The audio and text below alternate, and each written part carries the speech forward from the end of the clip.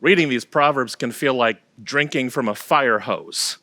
I'm not sure who first coined that phrase, drinking from a fire hose, but it's memorable enough of a line that it certainly came to mind as I was reading these scriptures along with you as part of the Bible Project. I guess that's the power of a pithy, memorable phrase. It doesn't matter where it came from or the original context behind it. It doesn't matter what the phrase drinking from a fire hose was originally intended to mean. What I know is that in this case, in this particular context, it's true. That's how we have to read these Proverbs. We have to read them in a way that is very different from just about every other scripture in the Bible. Often when we read other parts of the Bible, we automatically ask questions like, what is the backstory behind this passage? What's going on here? Who's the audience? What's the background? The thing about Proverbs is it gives us none of that information.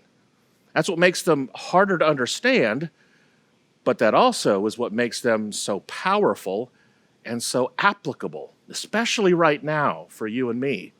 Because here's the deal. Unlike other Bible verses where we look for the backstory in order to discover the truth in that verse, Proverbs flips that around. We take the truth of the proverb and we become the story that lives out that truth. Here's an example. Now, on this Father's Day, when we take some time to remember and celebrate our fathers and father figures in our lives, I give thanks for my dad. To this day, he is a constant source of wisdom and guidance for me.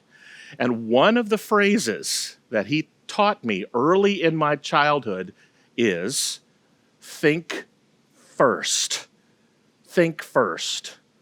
I don't remember when he first told me that line. I couldn't tell you if he said it to me after I accidentally put a crack in the living room wall or touched a hot stove or put a dent in the car.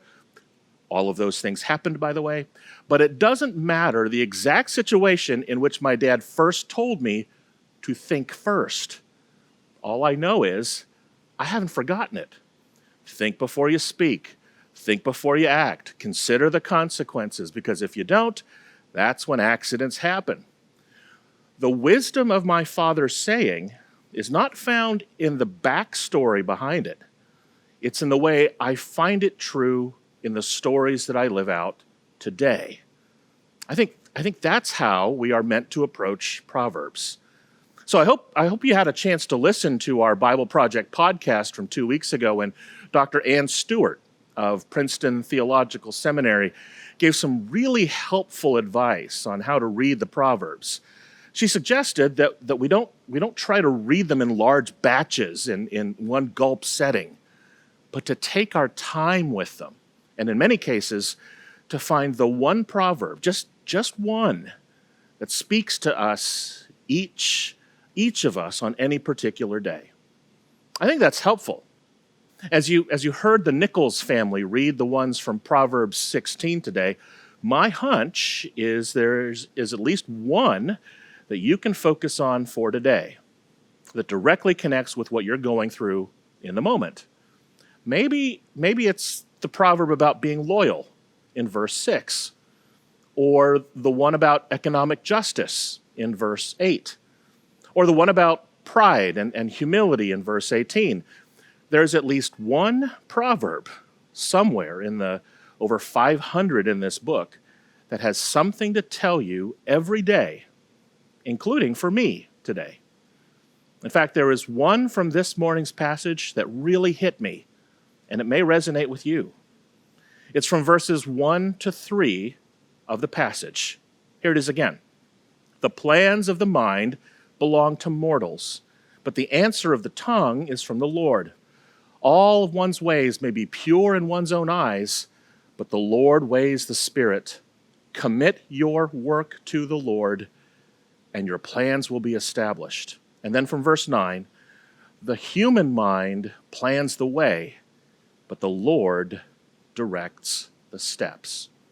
Now, we don't know what the backstory is behind these verses, but we sure do know the backstory behind what's happening today as we read those verses. As I speak with many of you about how you're doing, and as I reflect on what's going on in my own spirit, the overwhelming sense that I get is that we are all trying really hard right now. Trying really hard. Many of us are struggling with the plight of the economy. Others are restless to reclaim some sense of a summer break.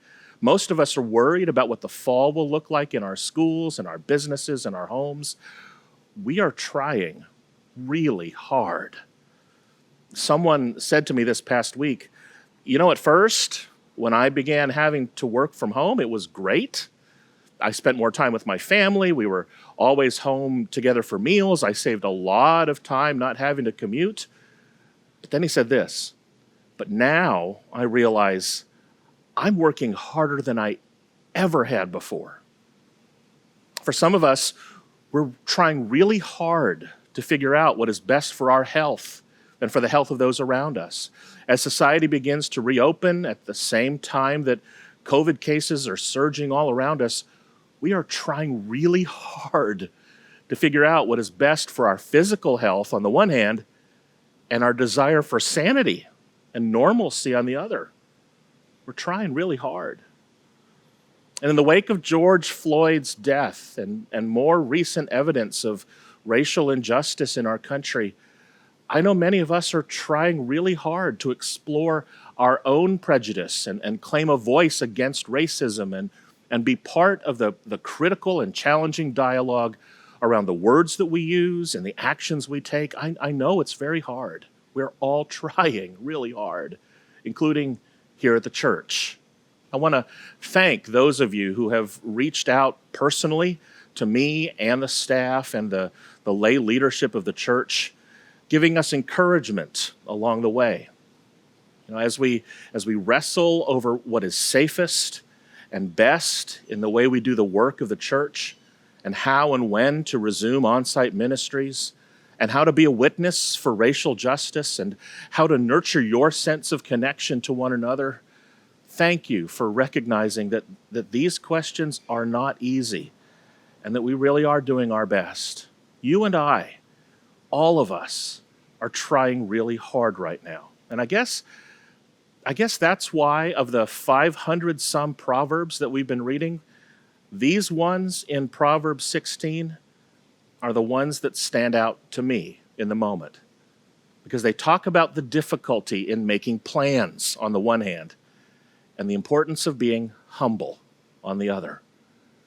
When you find it most difficult to make plans in your life, that's when you need the most humility. Verse 1, the plans of the mind belong to mortals, but the answer of the tongue is from the Lord. I think that means that when our minds are trying really hard and we stir and wrestle over what is best to do in the moment, it's all the more reason to make sure that what comes off our tongue and out of our mouths is, Lord, I just want to do what you want me to do. Verse 3, commit your work to the Lord, and your plans will be established. Often when we make plans and ask God to bless them, that's actually backwards. The first step is to commit ourselves to God, and then the plans that follow are always blessed by God. Get your heart right, and the plans will follow. And then verse 9, the human mind plans the way, but the Lord directs the steps. Sometimes the best thing to do is the only thing you can do. Take it one step at a time. Do your very best, one step at a time. When God shows you the next step, take it. Don't worry about step 2 or 3 or what 10 will be, because when the time is right, God will show you the next step to take. One final word about my father. He gave me my very first Bible. I was about 6 years old when he presented to me a beautiful bonded leather King James Bible. I certainly wasn't old enough to read all of it or understand it, but he knew that over time, its truths would not only be revealed, but would be lived out into the backstory of my own life. So he inscribed some special words in the front page.